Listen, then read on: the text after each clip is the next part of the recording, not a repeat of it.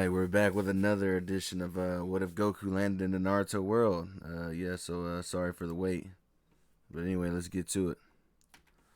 Alright, and just be sure to like, comment, share, and subscribe if you like the video. Alright, it really helps the channel. Let's get to it.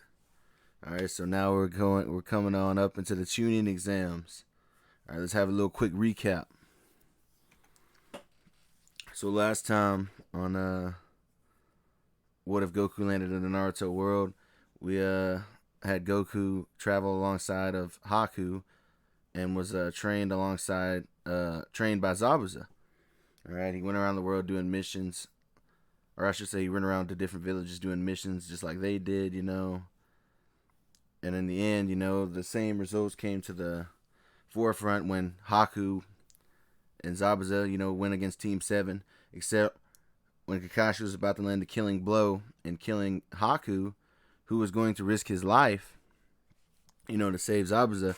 Goku gets in the way, blocks the attack, you know, and ends up saving his adopted brother's life. And then after that, you know, they have a little stare down face off. Gives them chance for them to get away. Goku gets to know Team 7.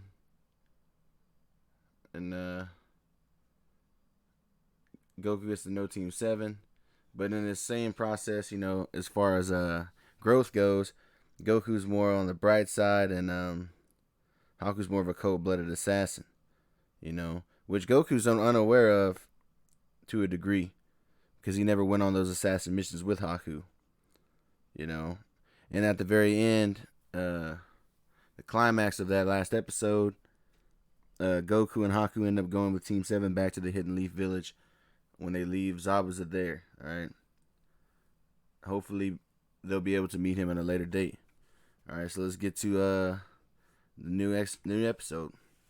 Alright, I'm going to call this part The Exam, The Exempt, and the Escalation. Alright, that's what this part's going to be called. This is really part 1 because it's going to be a 2-part, you know. Anyway, so Team 7 returns, you know, back to the village, and arriving back at Konohagakure, or, you know, as we know, as the Hidden Leaf Village. Finally returning back to base, the Genin trio and the Child Rogues arrive in different spirits. Team 7 was stoked that they had completed a big mission, which had heightened their confidence in how they can overcome adversity as a team.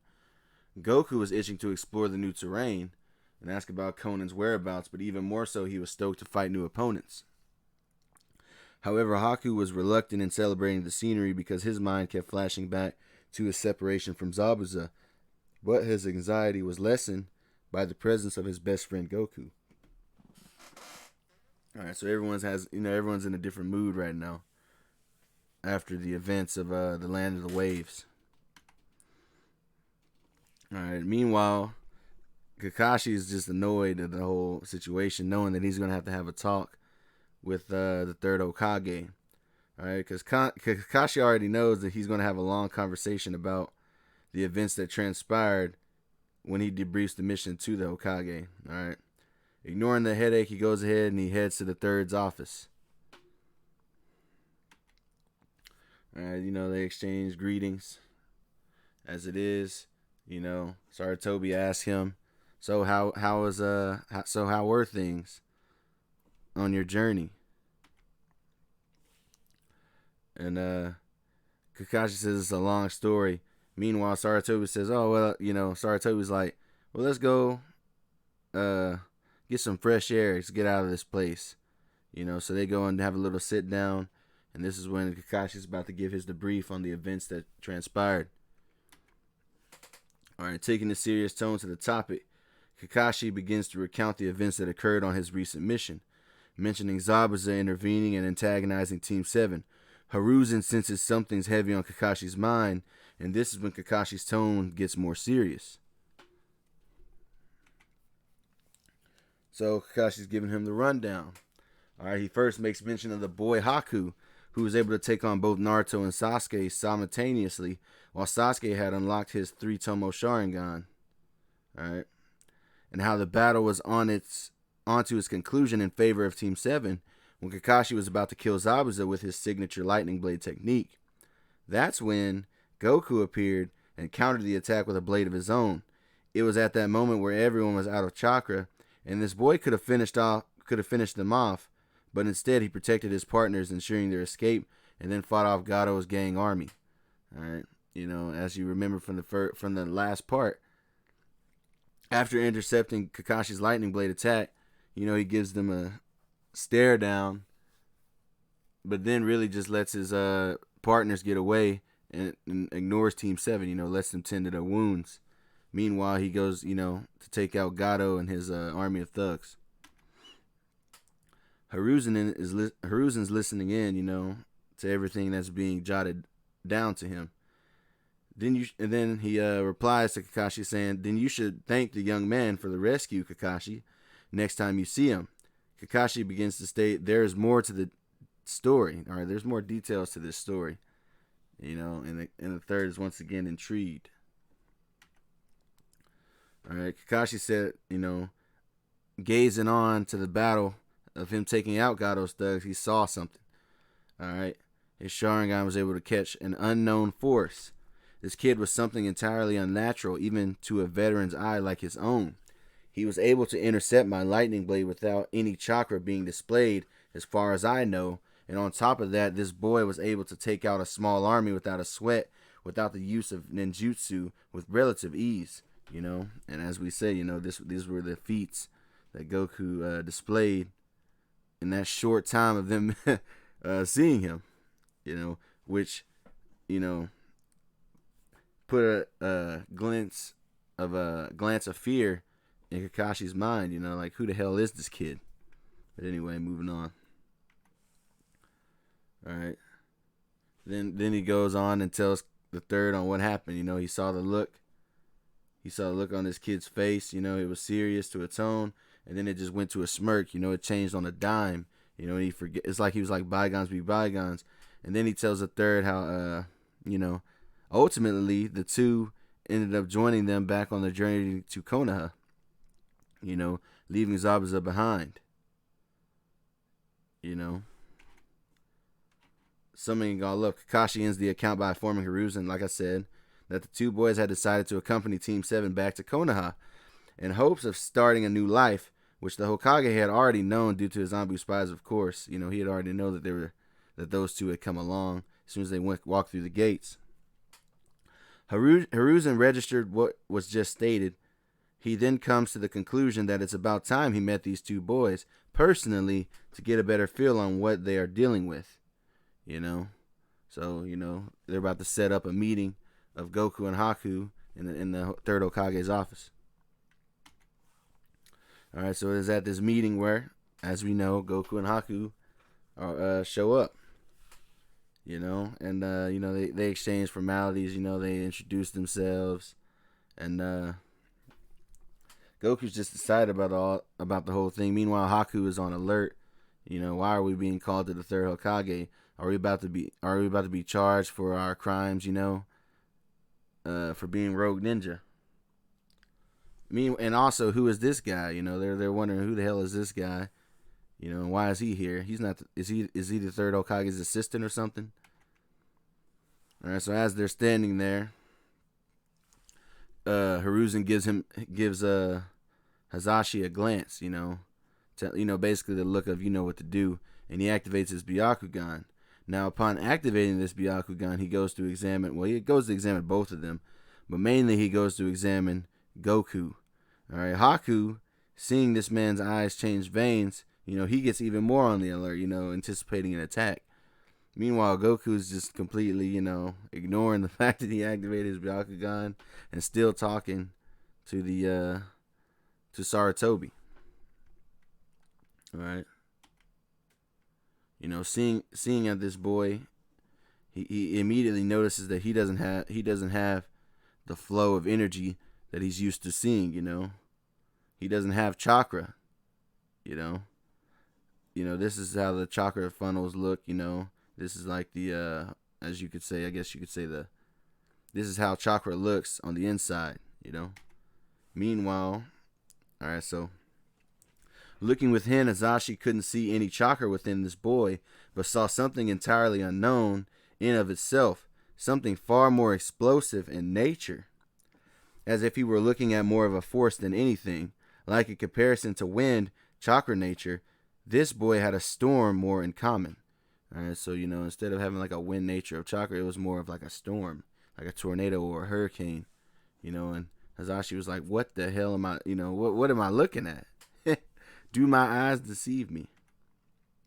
And looking within him, he sees more of a yellowish aura, deep within him, he sees more of a yellowish aura than the blue that is accustomed to chakra. All right, and he sees, he's looking at, it's like he's looking at a force that he's never seen, or even more so, he's looking at a force that the entire ninja world had never seen, and this alarmed him upon this discovery. Meanwhile, Haku is just, flaring his chakra, basically ready to pounce, thinking that this is a threat and that they're about to have to come to blows. Even though Haku kind of knows, within his head that he probably won't be able to defeat the third Hokage, but his protective nature towards his best friend and adoptive brother is worth more than his life. As we know, he was going to throw his life away for Zabuza, and this is someone that cared about him genuinely from the start, being Goku. Once again, meanwhile, Goku's just completely oblivious to this entire thing, or at least seemingly oblivious. He doesn't really care about what this guy's looking at. Meanwhile, Saratobi was like, all right, that'll be all. Welcome to the Hidden Leaf Village. He says that they're members, or he says that they'll be welcome to stay in Konoha, the Hidden Leaf Village, which Goku is excited. Meanwhile, Haku's like, what the hell is he looking at? Like, what just happened? And Saratobi is as happy as ever because he sees two young kids, two young talented kids. They could be a good asset to the Leaf Village in the future. As you all know, Saratobi is the optimist. He's a pretty optimistic person. So he's just, delighted to have two new young stars that have the potential to shine for the Leaf Village. All right. So as they walk out, they dip out. This is when Hazashi gives the report. All right. So the Hyuga then began reporting what was witnessed through his Byakugan. He saw something in the older boy that was uncertain, some type of Kekkei Genkai perhaps. But more shockingly, he saw an entirely different power within the younger monkey-like boy. All right, which, Hiruzen's like, all right, then elaborate. And then that's when he tells him about how he saw the unknown force. How he saw the unknown force in this boy, which we just read, Basically how he was like a storm and he didn't have any chakra, etc. Meanwhile, Saratobi just goes, well, I guess then it's a good thing they're Leaf Shinobi now, then, isn't it? Completely brushing off what was just told to him, at least outwardly he was. Really, he was thinking, wonder who this child is, So after that all goes down, the boys get, some new connections. So after settling into their new home, Haku and Goku began exploring Konoha. Goku immediately started searching for new people to train with, while Haku wanted to examine the area of the village itself to see how everything was ran, and he also was aware that the duo was being followed by Anbu Shinobi within the shadows. It was at this time Goku came across Rock Lee and Gai Sensei training and asked if he could be included, which immediately fired up the duo. However, Goku still sparred with Haku, and Haku only trained with Goku and Team 7 because he didn't really trust anyone else. He didn't really know anyone else. Yet, due to him knowing they were spied on secretly, so, he knows they're being spied on. He doesn't really know anyone in his village, so he really just sticks to the people he knows, which is obviously Goku. And he knows Team 7 a little bit, on the journey there. Haku, on the other hand, wanted to read up on what is required of being a Leaf Shinobi, which was rather new to the former rogue ninja, but not really being a shinobi in a sense. Being I guess you could say being under being under the protection and authority of an entire organization. Being the Leaf Village, because as you know, as rogues, they kind of do their own thing. But the process did intrigue some part of him within his subconscious. So he's just kind of wrapping his head around all what's really going on, and this new life. Meanwhile, Goku really doesn't give a damn. He's just happy to see new faces, new places, new place and new ways to train. All right, so when he goes to train with Rock Lee and Guy, as you can see, he's learning all the ropes. Basically learning their fighting style and all type of stuff, doing the rigorous training of running on their hands. Which is similar to when he had to do the milk training with Master Roshi. He's learning how to be super fast, as we all know. Not really learning how to be super fast, but he's gaining the ability of super speed through this training. He's even able to make after images. Meanwhile, Haku, on the other hand, is more into, like I said, learning what's all going on, and he's studying the Anbu Black Ops, what's known to the public. He's studying, certain jutsus and scrolls, and he's more into espionage. He's more diving in, to what makes the Leaf Village the Leaf Village. And who's who, and how strong is who, and things like that. Meanwhile, Team 7 is just doing what they did in the canon, miscellaneous missions, catching dogs, wondering what Kakashi looks like under the mask and stuff like that. Team 7 is just basically doing everything canon, so nothing really worth mentioning as of yet. And it's at this time where the Wind Shinobi come, the people from the Sand Village. And they do the same thing when they get in that little confrontation with Haku. Kankuro threatens Haku, threatens to punch him. And meanwhile, Goku, who had just, once again trained with Lee, he goes to use one of his new techniques to interrupt this bully. That being the dynamic entry. So he enters with the dynamic entry, and which completely surprises Kankuro as he gets kicked, but not too hard, because he kicked the puppet. He kicked the puppet on his back, but it pushed him away from the kid. Meanwhile, Goku takes an offensive stance, and Kankuro's thinking, "Who the hell is this kid? Some nerve." So then Haku appears also. So they're ready to throw down. Team 7's also there in the back, for support.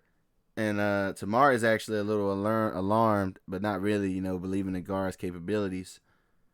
And Konohamaru's just like, yeah, you're surrounded and blah, blah, blah. Meanwhile, Gaara just says, we're leaving. Gaara tells them that they're about to take off, But before they leave, and Goku's just wondering, like, really, man, I was looking up for a fight. But before they leave, Gaara says, he asks Goku and Sasuke, who are they? In which they both introduce themselves, and and Naruto, just like Canon says, hey, what you want to know about me? And then Gaara's like, no, like, not interested. But the only difference being in this scene is, number one, Goku interrupted instead of, I believe it was Sasuke who threw the rock. And second of all, Gaara is also interested in Goku and not just Sasuke, because he asked for both of their names. That's the only difference here, really. Alright. So after that whole event, Haku was curious on learning about the practice of Genjutsu, so he approached the alleged best user. That being Kurenai, as you all know.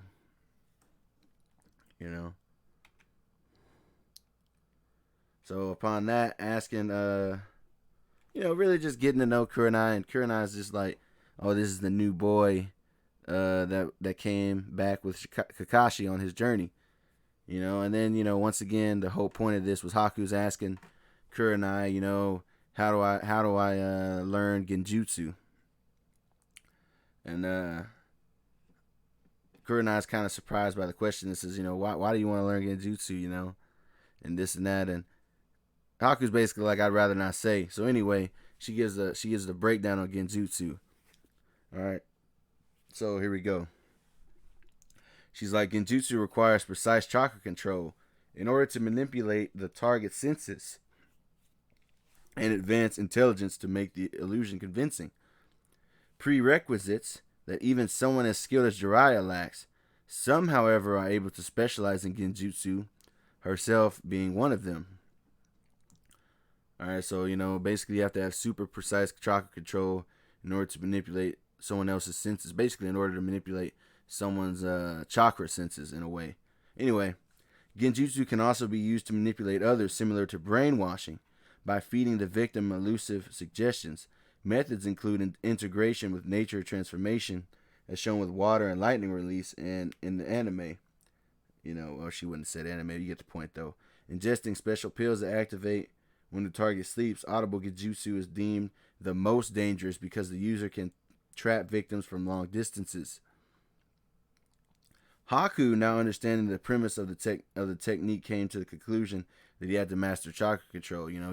Before he starts doing the vast things that were just told to him, he's like, all right, I got to work on my chakra control, which he's already pretty good at, but he's going to work even more towards that. Now, this genjutsu is going to play a huge role later on, man. I can't wait to show you guys, but that's baby steps. Anyway, it's at this time that Kakashi tells them, and by the way, Gar tells them, or really Tamari tells them, by the way, before they left, like she told them in the canon, that they're there for the tuning exams and blah blah blah. They learn about the tuning exams, and this is when Kakashi tells Team 7 that they're going to be signing up for the tuning exams, and Goku and Haku are like, so what are we going to do?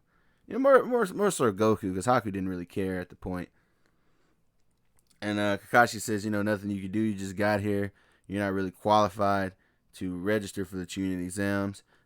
Wait till next year, which kind of disappoints Goku. Haku's like, that's understandable. Meanwhile, Naruto's hyped, and so is Sasuke, which is Sakura's kind of apprehensive. Goku's a little bummed out, but really he's just like, oh well, I could just train for next year, and he really doesn't care as much because Goku doesn't care about titles, man. Goku doesn't care if he's a Genin or a Chunin or a Jonin. He doesn't really care. So he gets over it really quick. He was really more bummed out by the fact that maybe he would have missed out on strong opponents. But an idea comes to his mind in that fact anyway. In that regard anyway. Alright. But we'll get on that a little later on. So it comes back to, everything happens canonically once again. Naruto still makes his speech on the first part of the tuning exams. Everybody gets to pass. Kabuto still drops out. Haku's like talking to Goku, saying like, man, you really gave up that quick, huh? And Goku's sitting there saying, well, I have a plan of my own. So Goku's coming up with his own plan on how to make things a little interesting for the duo. Alright, so going on to the Forest of Death. Moving on to the second part of the exam. The Forest of Death. Alright, everything still transpires. Anko gives them the spiel on what's going to happen, to the Forest of Death. And Konohamaru still comes up, says, wishes them good luck and whatnot. And Goku, he pops up real quick and says, hey, good luck on your journey. Alright, bye. And, he disappears in a flash. And they're kind of like, okay, bye, Goku. Meanwhile, they just go ahead, or I should say everyone goes ahead and enters into the Forest of Death, apprehensive and kind of anticipating what's going to happen as they're in there. Meanwhile, Goku's ready to initiate his plan, and Haku's also getting ready to, for what's to come. Which they're going to infiltrate the Forest of Death as well, without anyone knowing, So that was Goku's plan. They're gonna go into the forest of death and fight and fight some people there. You know, see some strong foes. You know, might even challenge Team 7. You know, meanwhile Haku's just along. You know, because he's not gonna let Goku go in there by himself. Obviously. You know, and that's when Haku. That's when Goku says, "So Haku, you still have my mask?" You know, so Haku also had a mask for Goku. It's just Goku never wears the damn thing. But this is a perfect time for him to also mask up. You know, so they get ready to mask up, which this just looks so badass. You know, but anyway, so they get ready to mask up and go and enter into the forest of death. You know, and that's going to be the end of this video. All right, but you know, and I'm gonna have the next part out real quick because I already got everything in my head on what's going to happen. This is when we're going to get into the action. I'm sorry that a lot of action didn't really happen in this part, but you know, it's a process and whatnot. You know, I hope you guys just bear with me and stay along for the ride.